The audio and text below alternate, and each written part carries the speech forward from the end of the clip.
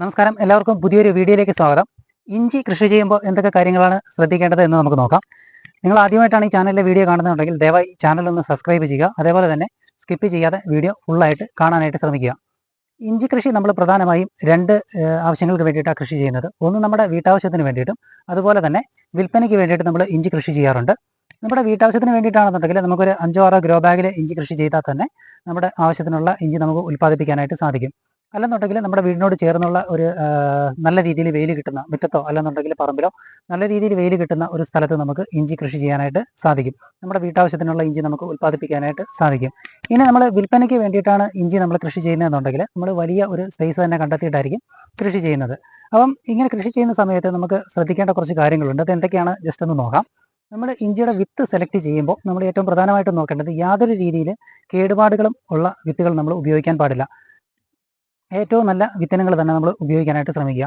ഏതെങ്കിലും രീതിയിൽ കീടബാധയോ അല്ലെന്നുണ്ടെങ്കിൽ ഏതെങ്കിലും രീതിയിൽ കഴിഞ്ഞ വർഷം രോഗം ബാധിച്ച ഇഞ്ചിയുടെ വിത്ത് നമ്മൾ ഉപയോഗിക്കാൻ പാടില്ല. അതേപോലെ തന്നെ പുഴുക്കൾ കൊണ്ടോ ഏതെങ്കിലും രീതിയിൽ ചില വിത്തിനകത്തൊക്കെ ചില ദ്വാരങ്ങളൊക്കെ ഉണ്ടാകും. അങ്ങനെയുള്ള വിത്തുകളൊക്കെ ഒഴിവാക്കിയിട്ട് ഏറ്റവും നല്ല വിത്ത് തന്നെ ഉപയോഗിക്കാനായിട്ട് ശ്രമിക്കുക.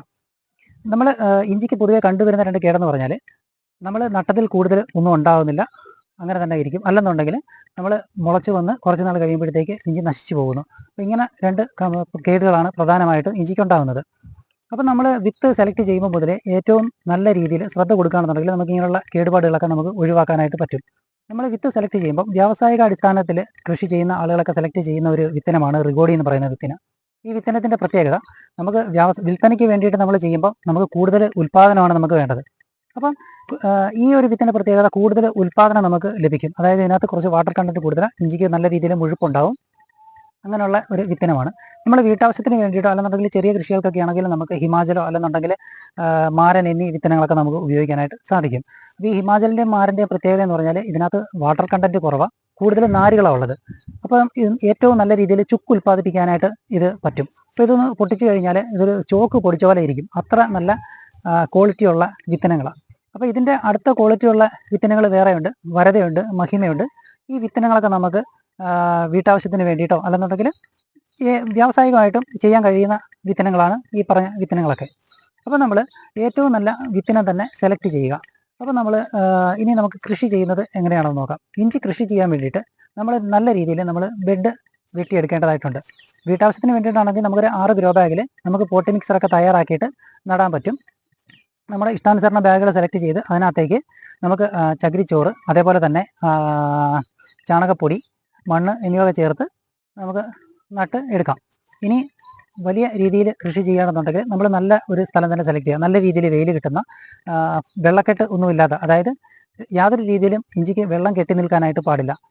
അങ്ങനെയുള്ള സ്ഥലങ്ങളൊക്കെ ഒഴിവാക്കുക. ഇഞ്ചിക്ക് ഒരു കേട് വരുന്നതെന്ന് പറഞ്ഞാൽ ഇപ്പോൾ ഏതെങ്കിലും ഒരു രീതിയിൽ വെള്ളം കയറി ഇറങ്ങിപ്പോയി കഴിഞ്ഞാൽ, അപ്പോൾ നമ്മൾ വയലിലാണ് നടന്നതെന്നുണ്ടെങ്കിൽ നല്ല ഉയരത്തിൽ തന്നെ ബെഡ് വെട്ടിയെടുക്കാനായിട്ട് ശ്രമിക്കുക. അല്ലെന്നുണ്ടെങ്കിൽ ഒരു മഴ പെയ്ത് വെള്ളം ഒന്ന് നിറഞ്ഞ് കിടന്നു കഴിഞ്ഞാൽ തന്നെ ഇഞ്ചി കറുത്തു പോകും. അത് വെള്ളം കയറി ഇറങ്ങിപ്പോയി കഴിഞ്ഞാൽ ഇഞ്ചി കറുത്തു പോകും. അത് നമുക്ക് പിന്നെ പറിക്കാനേ ഉള്ളൂ, നമുക്ക് കറുത്തു പോകും. അതുകൊണ്ട് വിൽപ്പനയ്ക്കൊക്കെ വലിയ ബുദ്ധിമുട്ടായിരിക്കും. അപ്പം വയലിലൊക്കെ നമ്മൾ കൃഷി ചെയ്യുന്നതെന്നുണ്ടെങ്കിൽ നല്ല ഉയരത്തിൽ തന്നെ ബെഡ് വെട്ടി കൃഷി ചെയ്യാനായിട്ട് ശ്രമിക്കുക. ചതുപ്പ് നിലങ്ങളൊക്കെ ഒഴിവാക്കിയിട്ട് നല്ല സ്ഥലങ്ങൾ നമ്മൾ തിരഞ്ഞെടുക്കുക. അധികം വലിയ കല്ലുകളൊക്കെ ഉണ്ടെങ്കിൽ അതൊക്കെ പൊടിച്ച്, അല്ലെങ്കിൽ കല്ലൊക്കെ പറക്കി മാറ്റിയിട്ട് മണ്ണ് നന്നായിട്ട് ഇളക്കിയെടുക്കുക. നല്ല രീതിയിൽ പൊടിച്ചെടുക്കുക. നമുക്ക് നമ്മൾ കൂടുതലും ഉപയോഗിക്കുന്നത് ജൈവവളങ്ങളായിരിക്കും ഉപയോഗിക്കുന്നത്. ചാണകപ്പൊടി, കോഴിക്കാഷ്ടം എന്നിവയൊക്കെ ഉപയോഗിച്ച് നമുക്ക് അടിവളം കൊടുത്തുകൊണ്ട് നമുക്ക് ഇഞ്ചി നടാനായിട്ട് പറ്റും. ഇഞ്ചി നടുമ്പോൾ ശ്രദ്ധിക്കേണ്ടതെന്ന് പറഞ്ഞാൽ ഇഞ്ചിയുടെ സ്പേസിങ് കണക്കാക്കുന്നത് നമുക്ക് ഒരു ബെഡ് വെട്ടിയിട്ട് അതിൻ്റെ ഒരു വരിയിൽ നമുക്ക് അത്യാവശ്യം നല്ല വലിപ്പമുള്ള ഇഞ്ചി തന്നെ നടാനായിട്ട് ശ്രമിക്കുക. പണ്ട് കാലത്തൊക്കെ ചെറിയ പീസുകളായിരുന്നു നട്ടുകൊണ്ടിരിക്കുന്നത്. ഇപ്പോൾ നല്ല ഒരു അത്യാവശ്യം ഒരു 65-70 ഗ്രാമുള്ള ഒരു പീസ് വയ്ക്കുകയാണെന്നുണ്ടെങ്കിൽ ആ രീതിയിൽ തന്നെ റിസൾട്ട് കിട്ടുന്നുണ്ട്. നല്ല രീതിയിൽ ഗ്രോത്ത് ഉണ്ടാവുകയും നല്ല രീതിയിൽ ഇഞ്ചി അതിൽ നിന്ന് പ്രൊഡക്ഷൻ കിട്ടുന്നതായിട്ടും കാണുന്നുണ്ട്. അപ്പോൾ അത്യാവശ്യം നല്ല വലിപ്പമുള്ളൊരു പീസ് തന്നെ വെക്കാനായിട്ട് ശ്രമിക്കുക. അപ്പം നല്ല രീതിയിൽ ബെഡ് വെട്ടിയിട്ട് നമ്മൾ ചാണകപ്പൊടി അല്ലെങ്കിൽ കോഴിക്കാഷ്ടം ഉപയോഗിച്ച് നമുക്ക് ഇഞ്ചി നടാനായിട്ട് പറ്റും. നമുക്ക് ചാണകപ്പാലിൽ മുക്കി വെച്ച് കഴിഞ്ഞാൽ ഇഞ്ചി മുളച്ച് കിട്ടും. അങ്ങനെ ചാണകപ്പാലിൽ മുക്കി വെച്ച ഇഞ്ചി മുളച്ച് നമുക്ക് ഇതിനകത്തേക്ക് നടാം. ഇപ്പോൾ നടുന്ന സമയത്ത് വ്യാവസായിക അടിസ്ഥാനത്തിൽ ഒരു വിൽപ്പനയ്ക്ക് വേണ്ടിയിട്ടൊക്കെ ചെയ്യുന്ന സമയത്താണെങ്കിൽ കുറച്ച് രാസവളങ്ങളൊക്കെ ഉപയോഗിക്കാറുണ്ട്. ഇതിനകത്ത് കുറച്ച് DAP തരികളൊക്കെ ഇടാറുണ്ട്. അതേപോലെ തന്നെ ടാറ്റ റാലിസ് ഗോൾഡ് ഉപയോഗിക്കാറുണ്ട്. ടാറ്റ റാലിസ് ഗോൾഡ് ഉപയോഗിച്ച് കഴിഞ്ഞാൽ ഉണ്ടാകുന്ന പ്രത്യേകത എന്ന് പറഞ്ഞാൽ ഇഞ്ചി നല്ല രീതിയിൽ മുളച്ച് വരും, നല്ല ഗ്രോത്തായിട്ട് മുളച്ച് വരും. ഇപ്പോൾ ഒരു മൂട്ടിൽ നിന്ന് 4 മുള വന്നു കഴിഞ്ഞാൽ അത് ഒരേപോലെ വളർന്നു വരുന്നതായിട്ട് കാണുന്നുണ്ട്. വളങ്ങളൊക്കെ ചേർത്തുകൊണ്ട് നമുക്ക് ഇഞ്ചി നടാം.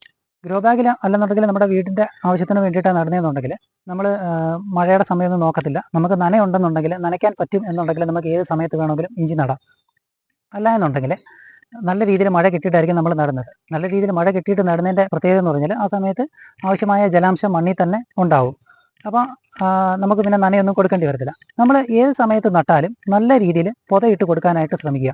നല്ല രീതിയിൽ തന്നെ കരിയില കൊണ്ട് പുതയിട്ട് കൊടുക്കുക. അല്ലെന്നുണ്ടെങ്കിൽ സംഭവിക്കുന്നതെന്ന് പറഞ്ഞാൽ ഇഞ്ചി മുളച്ച് കഴിഞ്ഞ് 1 മാസം കഴിയുമ്പോഴത്തേക്ക് ഇഞ്ചി അങ്ങ് നശിച്ചു പോകും. ഇത് വാടി കരിഞ്ഞു പോവുക. ഇഞ്ചിയുടെ ഇപ്പോഴത്തെ ചൂട് കൊണ്ട് അത് കരിഞ്ഞു പോകും. പിന്നെ നമുക്കതൊന്നും ചെയ്യാനായിട്ട് പറ്റത്തില്ല.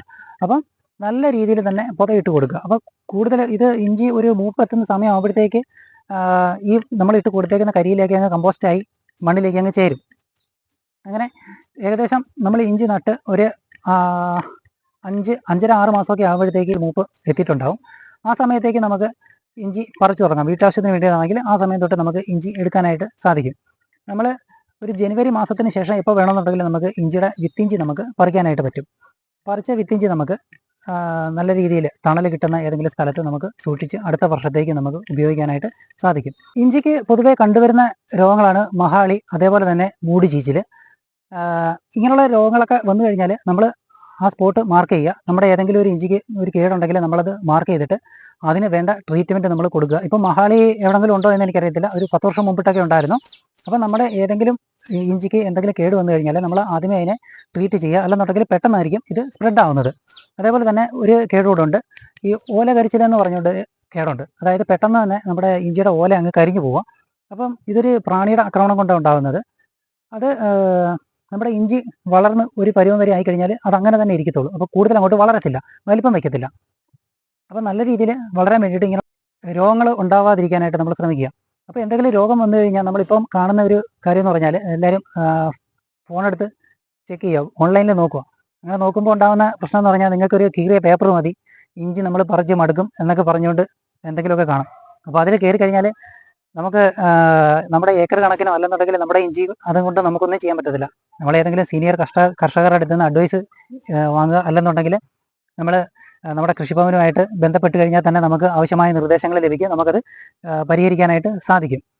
അപ്പം എല്ലാവരും നല്ല രീതിയിൽ തന്നെ കൃഷി ചെയ്യാൻ വേണ്ടിയിട്ട് ശ്രമിക്കുക. നല്ല രീതിയിൽ അഡ്വൈസ് എടുത്തുകൊണ്ട് കൃഷി ചെയ്യാനായിട്ട് ശ്രമിക്കുക. ഇതുപോലെ തന്നെ കൃഷി റിലേറ്റഡ് ആയിട്ടുള്ള വീഡിയോസ് കാണാൻ വേണ്ടിയിട്ട് ദയവായി ചാനൽ സബ്സ്ക്രൈബ് ചെയ്യുക. ഇഷ്ടപ്പെട്ടെങ്കിൽ മറ്റുള്ളവർക്ക് വേണ്ടിയിട്ട് ഷെയർ ചെയ്ത് കൊടുക്കുക. താങ്ക്